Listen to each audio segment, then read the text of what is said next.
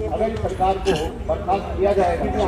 जी, इतनी आवाज़ उठ रही है, इतनी आवाज़ क्या मोदी जी के कानों तक नहीं पहुंचती, सरकार के कानों तक नहीं पहुंच रही है? इतने प्रोटेस्ट हो रहे हैं, लगातार आंदोलन हो रहे पूरे देश में।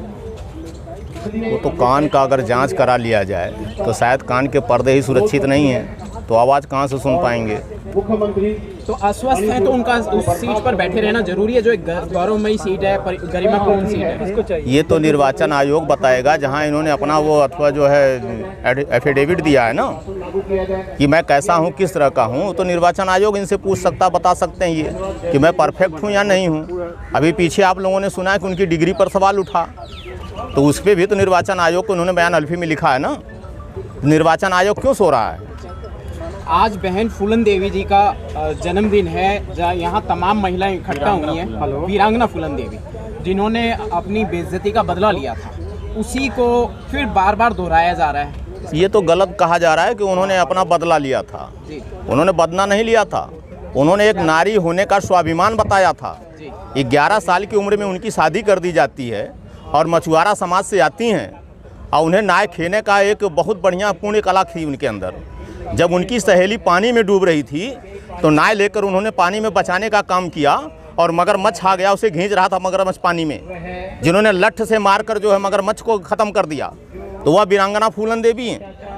आइए, हमारे मनुवादी व्यवस्था के लोग सीता को देवी बताते हैं और फूलन देवी को देवी बताते हैं, उसको माँ, सीता देवी को माँ बताते हैं और फूलन देवी को जो है करते हैं। तो आज इस देश में जो है व्यवस्था आप बता रहे हैं, जिसको लेकर आज के शहादत दिवस के अवसर पर आज राजबाला सैनी जी ने जो आगाज़ किया है, वो पूरे देश की महिलाओं की तरफ से आगाज़ किया है कि यह देश के लोग जो संवैधानिक तरीके से उस पद पर बैठे हो, जिम्मेदारियां निभा लो। यदि यही स्थिति रही, ये खुलेआम इस तरह से औरतों का नग्न किया जाएगा, तो इस देश में सृष्टि भी नहीं बचेगी, इस देश से महिलाओं का पलायन हो जाएगा। मोदी जी ने कहा था कि पुराना टाइम वापस लाएंगे, क्या इस रूप में पुराना मनुस्मृति? पहले तो मोदी जी अपने आप को तो जान लें कि वो पुराना है कि नए हैं। मोदी जी पुराना है या नए हैं, पहले तो इस चीज़ को बताएं ना। कहाँ से वापस लाएंगे, कौन सा चीज़ वापस लाएंगे? जो भाई पुरानी क्या ले आएंगे? मनुस्मृति वाला ला रहे हैं, दिखाई दे रहा है। कहाँ दिखाई दे रहा है? मनुस्मृति उनके घर का है, उनके बाप का है, क्या चला देंगे पूरे देश में? जिस देश में सारी व्यवस्थाएं हैं, सभी सर्व धर्म के लोग रहते हैं, समानता का देश है, सभी धर्म को बराबर अधिकार मिला है, मौलिक अधिकार प्राप्त है, उसमें एक अकेले से राज चला लेंगे क्या? देश बना देंगे? ये तो गलत है, जिसके लिए पूरे देश के महिलाएं खड़ी हैं। कह रहे हैं कि मुझे नहीं कहते। आज पहलवानों का राजघाट पे प्रेस कॉन्फ्रेंस थी, वहाँ पे सुबह आज 144 लगा के उनको प्रेस कॉन्फ्रेंस को रोका गया। जो प्रधानमंत्री जी 9 साल में भी प्रेस कॉन्फ्रेंस की है, क्या कहना है? भाई, अगर मैं डरपोक हूँ तो अपनी सुरक्षा तो व्यवस्था करूँगा ना। और शासन सत्ता की कुर्सी पर बैठने के बाद तमाम हथियार हैं, तमाम एक्शन ले सकते हैं। ये धारा 144 रात में अभी 1 घंटे पहले लगा दीजिए, कहाँ लगा दीजिए? कोई गारंटी है क्या इसकी? जब संविधान का हनन करना है तो मतलब क्या है? अभी हमारे उत्तर प्रदेश में तमाम जो है स्मारक पार्क बना है, बहुजन समाज के लोगों ने बनाया था, उस सत्ता में बना हुआ था। 5800-5300 कर्मचारी वहाँ कार्यरत हैं, और आज जिनका वेतन केवल 25,000 रह गया, और उनके EPC और CF का सब कुछ लगाते हुए एग्रीमेंट तक का रोक दिया गया। अब क्या हो गया? मतलब उनको परमानेंट से जो है प्राइवेट कर दिया जाए। वो आंदोलन पर है 6 दिन से, यानी लगा दिया धारा 144, आप प्रदर्शन नहीं कर सकते। तो कहाँ नहीं किया जा सकता? ये तो हमारा अधिकार, हमारे पास हथियार, हम चल लेंगे, अपनी सिक्योरिटी सुरक्षा ले लेंगे। यही फूलन देवी यही 44 नंबर पर जब निकली थी लंच करने के लिए 1:30 बजे, इनकी हत्या कर दी जाती है। इतनी VIP व्यवस्था के बीच में एक निर्मम हत्या हो रही है, ये कितनी शर्मसार की बात है। तो क्या ये राजबाला सैनी और तमाम महिलाएं जो आज संदेश देना चाह रही हैं देश को, क्यों नहीं देंगी? महिलाओं का अधिकार नहीं क्या? 50% आरक्षण चाहिए।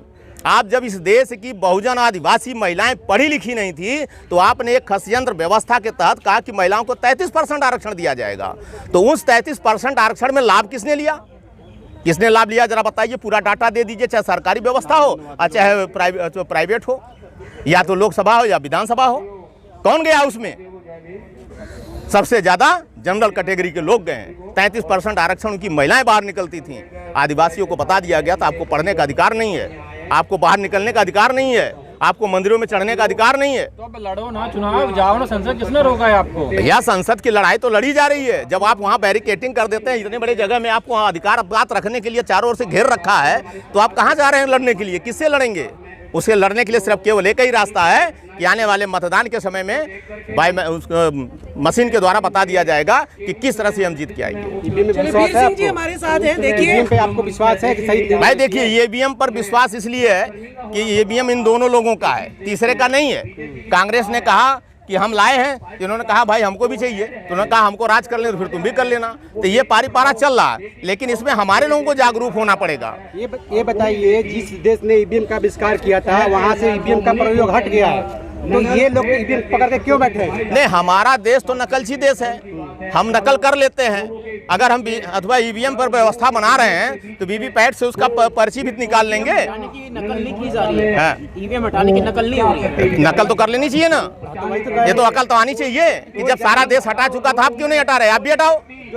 जो फायदे की व्यवस्था है उसको तो ये अपना लेते हैं, और जहाँ पे इनको लगता है घाटा होने वाला उसको छोड़ देते हैं। ये तो जाहिर सी बात है कि आपके पॉकेट से अगर घस के तो अपनी पॉकेट आप बचाएंगे, तो वह लोग व्यवस्था बनाकर अपनी व्यवस्था में आ जाते हैं, उसका लाभ ले लेते हैं। हमारे पास, जैसे राजबाला ने बताया ना कि हमारे पास धन नहीं है, हमारे पास व्यवस्था नहीं है, हम पार्लियामेंट में नहीं जा सकते हैं। हम पार्लियामेंट में जाएंगे नहीं तो कानून नहीं बना पाएंगे। तो आपका क्या मानना है कि 2024 में बीजेपी सरकार आ रही है? नहीं आएगी। आप कैसे कह सकते हैं कि बीजेपी सरकार नहीं? अगर देखिए, अगर हमारे तमाम सामाजिक संगठन के लोग अगर जागरूकता अभियान पर उतर जाएंगे तो मोदी जी नहीं, कई मोदी जी लग जाएंगे देश में, फिर इनको पुनः वापसी नहीं होगी। वीर सिंह जी, भीम हाँ सर, जय भीम।